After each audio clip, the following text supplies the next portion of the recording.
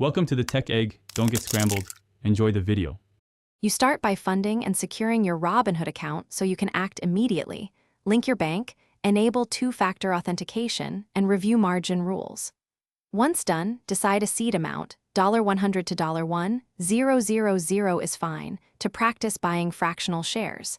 Make your first buys in 3-5 positions to spread risk. This reduces single stock volatility.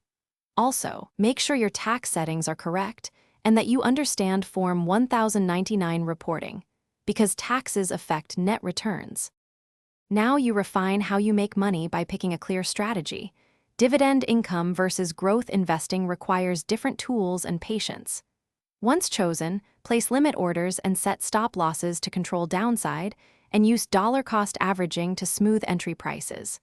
For options, study Greeks and position sizing. For stocks, follow earnings and analyst revisions. When you execute, stagger purchases and monitor allocation. This keeps exposure reasonable and lets winning ideas compound while losses are cut early. To finish the process, scale what works by reinvesting gains and shifting capital into higher-performing positions.